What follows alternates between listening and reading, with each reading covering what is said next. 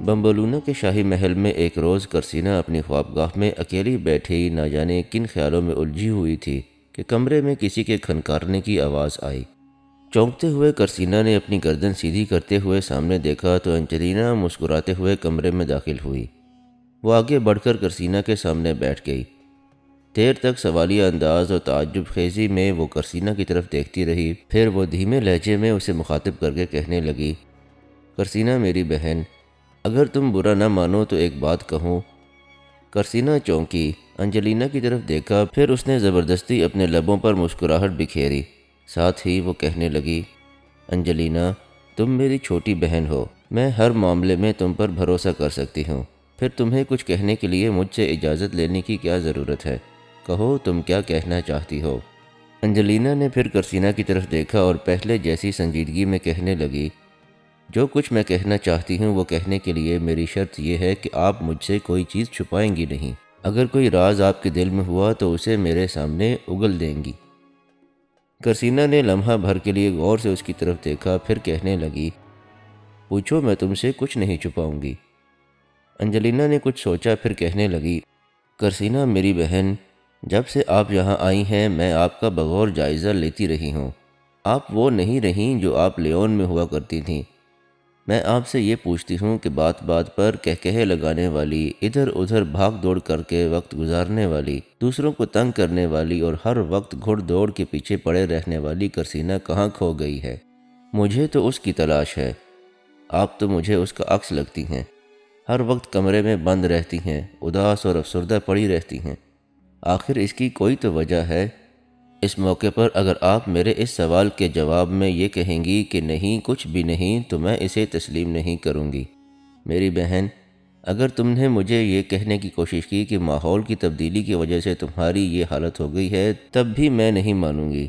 میری بہن، سچ کہو کیا بات ہے؟ میں تمہاری چھوٹی بہن ہوں اور میرے اور تمہارے درمیان جو رشتہ اور محبت ہے اسے اس موقع پر کہنے کی ضرورت نہیں ہے۔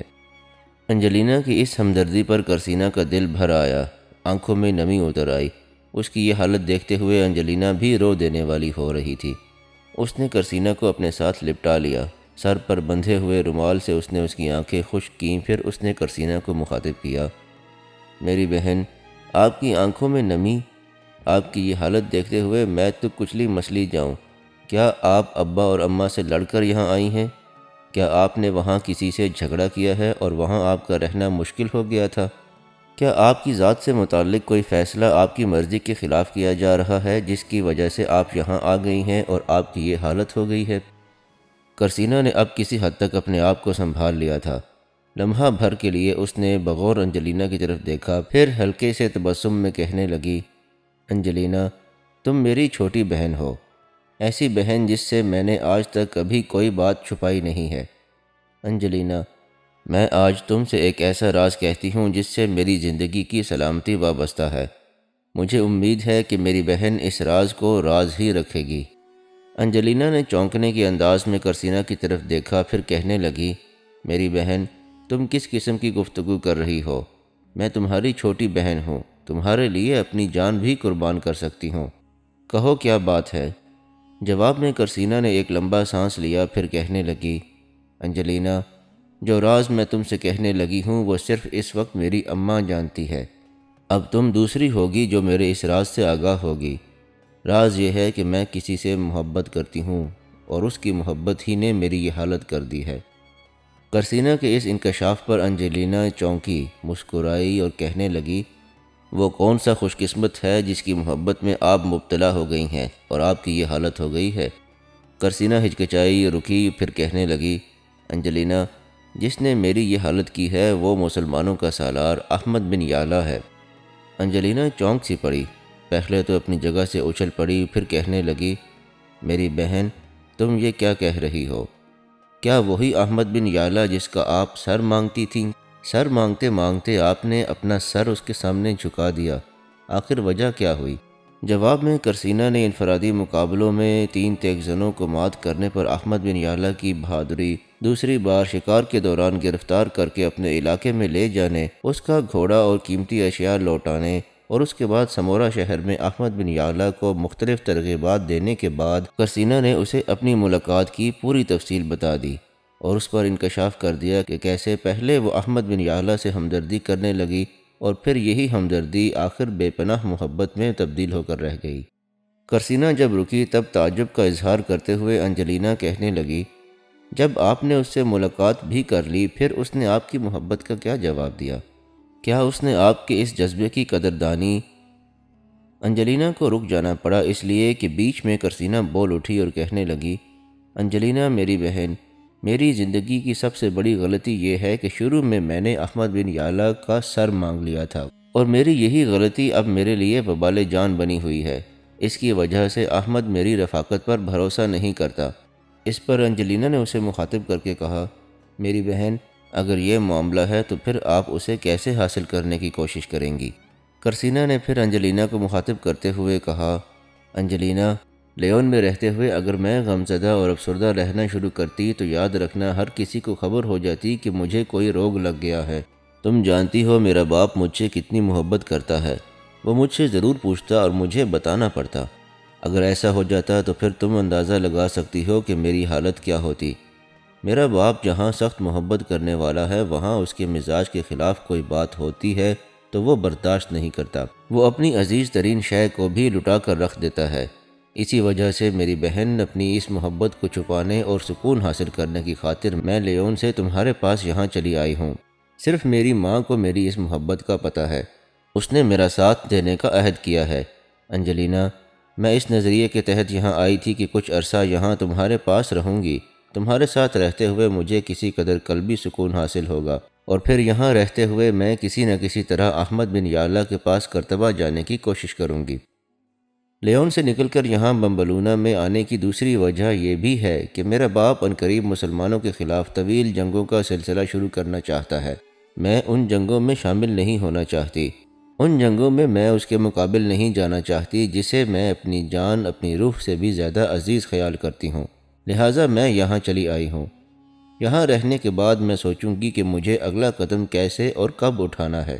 یہاں تک کہنے کے بعد قرسینہ جب خاموش ہوئی تب انجلینا نے اسے اپنے ساتھ لپٹا لیا، کئی بار اس کا منہ چوما، پھر اپنا منہ اس کے کان کے قریب لے گئی اور میٹھی شہد بھری سرگوشی میں کہنے لگی، میری بہن، اس میں پریشان اور فکرمند ہونے کی کیا ضرورت ہے؟ تمہاری چھوٹی بہن یہاں موجود ہے۔ میں نہ صرف تمہاری رازدار، تمہاری ساتھی بن کر رہوں گی بلکہ کوشش کروں گی کہ حالات ایسے ہو جائیں کہ میری بہن اس کے پاس چلی جائے جس سے وہ محبت کرتی ہے اور جسے وہ اپنانا چاہتی ہے۔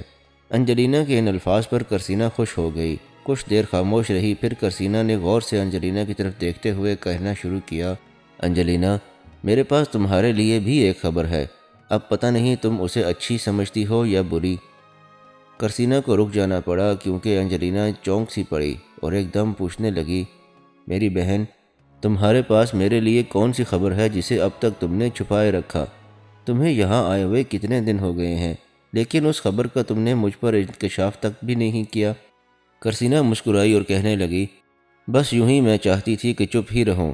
انجلینا میری بہن، دراصل بات یہ ہے کہ تمہاری خالہ یوراکا سوچ رہی ہے کہ تمہارا رشتہ اس کے بیٹے شانجا کے ساتھ طے کر دیا جائے۔ قرسینہ کے ان الفاظ پر انجلینا کے چہرے پر ناگواری اور غصے کے آثار نمودار ہوئے، پھر بیزاری کا اظہار کرتے ہوئے وہ کہنے لگی، میری خالہ کی یہ جرأت اور جسارت کیسے ہوئی کہ وہ اپنی طرف سے ایسے فیصلے کرتی پھرے؟ وہ میری خالہ ضرور ہے لیکن میں اسے یہ اجازت تو نہیں دے سکتی کہ وہ میری مرضی کے خلاف کوئی فیصلے کرے۔ میں الویرا کی بیٹی ہوں اور وہی کروں گی جو میرا من چاہے گا۔ میرے اور شانجا کے رشتے کی کوئی نسبت ہی نہیں بنتی۔ اب میں یہ سمجھ کر تو اس سے شادی کرنے پر آمادہ نہ ہو جاؤں گی کہ میری خالہ کا بیٹا ہے۔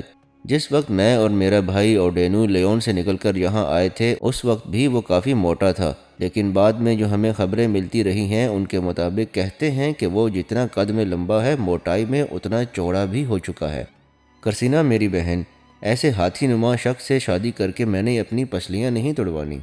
انجلینا کے ان الفاظ پر قرسینہ نے ایک بلند اور بھرپور کہا لگایا۔ کافی دیر تک وہ ہنستی رہی، انجلینا بھی اس کی ہنسی میں شامل ہو گئی۔ کچھ دیر تک دونوں کہے لگاتی رہیں، پھر قرسینہ نے انجلینا کو اپنے ساتھ لپٹا لیا اور کہنے لگی، تو نے اس کے متعلق خوب جملہ کہا۔ میری بہن، تم نے تو اسے دیکھا نہیں، وہ پہلے سے کئی گنا موٹا ہو چکا ہے، اور جس رفتار سے اس کا وزن بڑھ رہا ہے اور جس رفتار سے وہ پھول کر کپا ہوتا جا رہا ہے، میں خیال کرتی ہوں کہ اگر وہ اسی طرح پھولتا رہا تو عنقریب وہ وقت آئے گا کہ وہ چلنے پھرنے سے بھی قاصر ہو جائے گا۔ ہاں، اس کے اس طرح پھولنے سے ایک فائدہ ضرور ہوگا کہ جس کسی پر وہ گرے گا ایسے لگے گا جیسے اس پر ہاتھی گر گیا ہو، اور اس کی پسلیاں ضرور توڑ ڈالے گا۔ کرسینا جب خاموش ہوئی تب چہکنے کے انداز میں انجلینا نے اسے مخاطب کیا، میری بہن، اب تو میں تمہاری رازدار ہو گئی ہوں۔ تم سے وعدہ کر چکی ہوں کہ میں اپنی طرف سے کوشش کروں گی کہ تمہیں احمد بن یعلا سے ملانے کی کوشش کروں۔ اب تم فکر مند نہ ہو، میں تمہارے ساتھ ہوں، تمہیں پریشان ہونے کی ضرورت نہیں ہے۔ لیکن ایک بار میری بہن تمہیں ماننا پڑے گا کہ جس طرح تم پہلے لیون میں ہنسی خوشی زندگی گزارتی رہی ہو، اسی طرح یہاں بھی جتنا عرصہ تم نے رہنا ہے ہنسی خوشی رہنا ہے۔ اب اٹھو، جس طرح دونوں بہنیں لیون میں شہر میں گھڑ دوڑ کے لیے نکلتی تھیں، یہاں بھی گھڑ سواری کرتے ہیں۔ اس طرح میرے ساتھ گھڑ دوڑ پر جاتے ہوئے تمہارا دل بھی بہلا رہے گا، اور یہ جو خوابگاہ میں بیٹھے ہوئے ہر وقت تم اپنے اوپر افسردگی اور اداسی طاری رکھتی ہو، اس سے بھی تمہاری جان چھوٹ جائے گی۔ کرسینا انجلینا کی بات مان گئی، وہ مسکراتے ہوئے اٹھ گئی، پھر تھوڑی دیر بعد دونوں گھڑ دوڑ کے لیے نکل گئیں۔ اپنی جنگی تیاریوں کو عروج پر پہنچانے اور انہیں آخری شکل دینے کے بعد رومیر نے تیز رفتار قاصد جلیکیا اور نبرہ کی سلطنتوں کی طرف روانہ کیے۔ اس نے انہیں پیغام بھجوایا کہ ان کے پاس جس قدر لشکر ہے ان میں سے کم آدھے رومیر کی طرف بھجوائیں۔ ایسا ہی پیغام اس نے کشتالیا کے والی گونزالیس کی طرف بھجوایا تھا، لیکن گونزالیس نے رومیر کو کوئی معقول جواب نہ دیا تھا۔ اس موقع پر رومیر نے گونزالیس سے الجھنا پسند نہ کیا، اس لیے کہ وہ مسلمانوں سے ٹکرا کر ہر صورت میں اپنی گزشتہ شکستوں کا انتقام لینا چاہتا تھا۔ تاہم اسے جلیکیا اور نبرہ سے اس کی خواہش کے مطابق جواب ملا۔ جلیکیا کی حکومت ایک طرح سے رومیر کی اپنی ہی تھی، اس لیے کہ رومیر کے دو بھائی تھے، ایک افونش جسے اندھا کر کے اس نے زندان میں ڈال دیا تھا، دوسرا شانجا جو اس وقت جلیکیا کا حکمران تھا۔ لہٰذا جلیکیا پر بھی ایک طرح سے رومیر ہی کی حکمرانی تھی۔ اس کا پیغام ملتے ہی اس کے بھائی شانجا نے ایک خاصا بڑا لشکر اس کی مدد کے لیے روانہ کر دیا۔ دوسری طرف نبرہ کی سلطنت سے بھی رومیر کا ایک گہرا رشتہ تھا، اس لیے کہ اس کی بیوی جوراکا نبرہ کے موجودہ بادشاہ گارشیا کی بہن اور ملکہ تھیوڈورا کی بیٹی تھی۔ لہٰذا انہوں نے بھی رومیر کے اس پیغام کو اہمیت دی اور ایک خاصا بڑا لشکر جلیکیا ہی کی طرح انہوں نے رومیر کی طرف روانہ کر دیا۔ اس طرح دو مملکتوں سے لشکر آنے کے بعد رومیر کی طاقت اور قوت میں خوب اضافہ ہوا۔ اس قدر طاقت اور قوت حاصل کرنے کے بعد رومیر نکلا اور مسلمانوں کے سرحدی علاقوں پر حملہ آور ہو کر اس نے چاروں طرف تباہی اور بربادی کا کھیل کھیلنا شروع کر دیا۔ بڑے بڑے قصبوں کو لوٹنا، بستیوں کو تباہ و برباد کر کے آگ لگانا ایک طرح سے اس نے اپنی عادت بنا لی۔ مسلمانوں کے سرحدی علاقوں کی یہ خبریں جب امیر عبد الرحمن کے پاس پہنچیں تب وہ بڑا سیخپا اور بڑا فروختہ ہوا۔ اسی وقت اس نے ایک خاصا بڑا لشکر تیار کیا اور اپنے سرحدی علاقوں کی طرف روانہ ہوا۔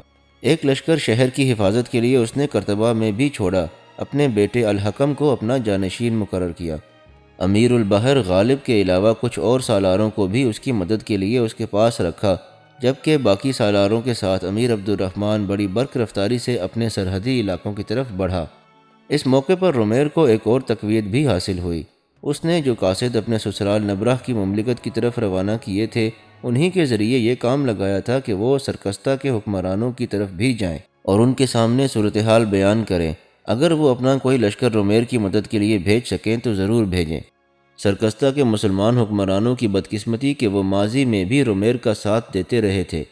جس وقت امیر عبد الرحمن بڑی برق رفتاری سے اپنی سرحدوں کا رخ کر رہا تھا، اس وقت سرکستہ کے حکمرانوں نے بھی بددیانتی اور غداری کا ثبوت دیا اور چھوٹا سا ایک لشکر انہوں نے رومیر کی مدد کے لیے روانہ کر دیا۔ اس بار رومیر نے اپنے جرار لشکر کے ساتھ سرحدوں پر ہی پڑاؤ کر لیا تھا۔ جو ہی عبد الرحمن اپنے لشکر کے ساتھ اس کے سامنے آیا تو اس نے جنگ کی ابتدا کرنے کے لیے اپنے لشکر میں طبل اور جذبات میں ہیجان پیدا کر دینے والے دوسرے موسیقی کے آلات بجوانے کا حکم دے دیا۔ اس صورتحال کو دیکھتے ہوئے امیر عبد الرحمن نے بھی فوراً لشکر کو پڑاؤ کر کے اپنی صفیں درست کرنے کا حکم دیا۔ یہ حکم سنتے ہی لشکری بڑی جرأت مندی کا مظاہرہ کرتے ہوئے بڑی تیزی سے اپنی صفیں درست کرنے لگے۔ امیر عبد الرحمن پہلے کی نسبت زیادہ سالار اپنے ساتھ لے کر آیا تھا۔ احمد بن یعلا کے علاوہ اس کے ساتھ محمد بن حسین، امیہ بن اسحاق، سعید بن منظر، محمد بن اسحاق اور ایسے ہی اور بہت سے سرکردہ اور جنگ کا وسیع تجربہ رکھنے والے سالار بھی تھے۔ جس وقت لشکر کی صفیں درست ہو رہی تھیں، اس وقت احمد بن یعلا اپنے گھوڑے کو دوڑاتا ہوا اس جگہ آیا جہاں امیر عبد الرحمن اپنے وزیر اور سالار سعید بن منظر کے ساتھ کھڑا اپنے لشکر کا جائزہ لے رہا تھا۔ احمد بن یعلا اس کے قریب آیا تو امیر اس کی طرف متوجہ ہوا۔ قریب آ کر احمد بن یعلا نے امیر عبد الرحمن کو مخاطب کیا، امیر محترم، اس موقع پر میرے ذہن میں ایک ترکیب آئی ہے، اگر آپ اسے پسند کریں تو اس پر عمل کر کے ہم رومیر کے علاوہ جلیکیا اور نبرہ سے آنے والی اس کی ساری قوتوں کے بقیے ادھیڑ کر رکھ دیں گے۔ احمد جب خاموش ہوا تب اسے عبد الرحمن مخاطب کر کے کہنے لگا، بیٹے، تمہارے یہاں آنے سے تھوڑی دیر پہلے کچھ مخبروں نے یہ اطلاع دی ہے کہ سرکستہ کے کچھ لشکری بھی رومیر کا ساتھ دے رہے ہیں۔ اس پر احمد بن یعلا بڑے پرسکون انداز میں کہنے لگا، امیر محترم، جو بھی رومیر کا ساتھ دینا چاہتا ہے دینے دیں، میرے رب کو منظور ہوا تو آج ہم ان سب کو کھنگال کر رکھ دیں گے اور رومیر کے مقدر میں آج ایسی بدترین شکست لکھیں گے کہ آئندہ اسے ہمارے مقابل آنے کی جرت اور جسارت نہیں ہوگی۔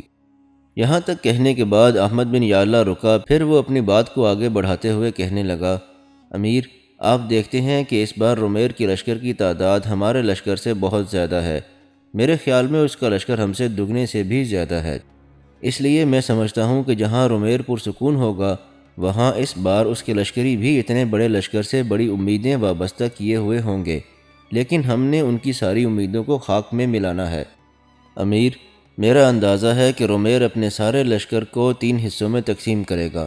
ایک حصہ جو اس کا اپنا لشکر ہے اسے لے کر وہ خود درمیان میں رہے گا، جلیکیے سے آنے والے لشکر کو ایک پہلو پر اور دوسرے پہلو پر نبرہ کے لشکر کو رکھے گا اور ان کی کمانداری ان کے سالاروں کے ذمے ہی لگائے گا۔ جہاں تک سرکستہ کے چھوٹے سے لشکر کا سوال ہے تو میرے خیال میں اس لشکر کو رومیر یا تو اپنے پڑاؤ کی حفاظت پر مقرر کرے گا یا اپنے حصے کے لشکر میں شامل کرے گا۔ بہرحال میرا اندازہ ہے کہ رومیر لشکر کو 3 حصوں میں تقسیم کرے گا۔ امیر، اب اس کا توڑ کرنے کے لیے، رومیر کے منہ پر شکست اور ہزیمت کا بدترین تماچا مارنے کے لیے میں چاہتا ہوں کہ ہم اپنے لشکر کو 4 حصوں میں تقسیم کریں۔ ایک حصہ آپ اپنے پاس رکھیں اور امیہ بن اسحاق کو اپنے نائب کی حیثیت سے اپنے لشکر میں شامل کریں۔ دوسرا حصہ محترم سعید بن منظر کی کمانداری میں دیں۔ امیہ بن اسحاق کے بھائی احمد بن اسحاق کو اس کا نائب بنائیں اور اس کے لشکر میں شامل کریں۔ امیر محترم، لشکر کے تیسرے حصے کی کمانداری محمد بن حسین کو دیں، وہ اب جنگ کا وسیع تجربہ حاصل کر چکا ہے، اور کسی بھی نئے سالار کو اس کی نائب کی حیثیت پر مقرر کریں۔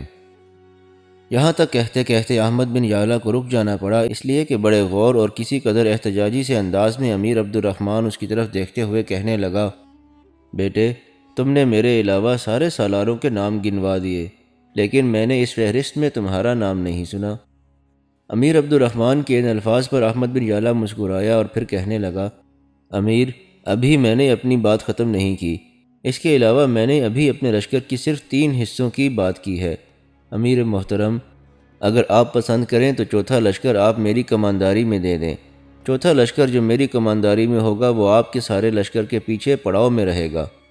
اب ہمارے لشکر کی صورتحال دیکھتے ہوئے رومیر اندازہ لگائے گا کہ جس طرح اس نے خود اپنے لشکر کو 3 حصوں میں تقسیم کیا ہے، اسی طرح اس کا مقابلہ کرنے کے لیے ہم بھی اپنے لشکر کو 3 حصوں میں تقسیم کر چکے ہیں۔ امیر محترم، جب جنگ کی ابتدا ہوگی تو آپ پوری طاقت اور قوت کے ساتھ دشمن سے ٹکرائیں۔ جب رومیر کا پورا لشکر آپ سے ٹکرا جائے گا تو میں اپنے کام کی ابتدا کروں گا۔ میں پشت کی طرف سے حرکت میں آؤں گا۔ جو لشکر محمد بن حسین کی سرکردگی میں کام کر رہا ہوگا اس کے پیچھے سے ہوتا ہوا میں بڑی تیزی اور برق رفتاری سے رومیر کے لشکر کے پہلو کا رخ کروں گا۔ اب اس سمت یا تو جلیکیا والوں کا لشکر ہوگا یا نبرہ والوں کا، جس کا بھی ہوا امیر محترم، میں یقین دلاتا ہوں کہ میں لمحوں کے اندر اس کی صفیں درہم برہم کرتے ہوئے، انہیں کاٹتے ہوئے اور ان کی تعداد ایک طرح سے کم کرتے ہوئے رومیر کے لشکر کے وسطی حصے کی طرف بڑھنا شروع کروں گا۔ امیر، اگر میں ایسا کرنے میں کامیاب ہو گیا تو پھر یاد رکھیے گا کہ لمحوں کے اندر اس جنگ کے میدان میں رومیر کے لیے شکست کے دروازے کھلتے چلے جائیں گے۔ احمد جب خاموش ہوا تب کچھ دیر تک امیر عبد الرحمن مسکراتے ہوئے اس کی طرف دیکھتا رہا، پھر بے پناہ خوشی کا اظہار کرتے ہوئے کہنے لگا، جو کچھ تم نے کہا ہے یوں جانو یہی آخری ہے۔ اب میرے اور دوسرے سالاروں کے ساتھ مل کر لشکریوں کی تقسیم کا کام سر انجام دو۔ اس کے ساتھ ہی احمد بن یعلا اور دوسرے سالاروں کے ساتھ امیر عبد الرحمن اپنے لشکر کو 4 حصوں میں تقسیم کرنے لگا۔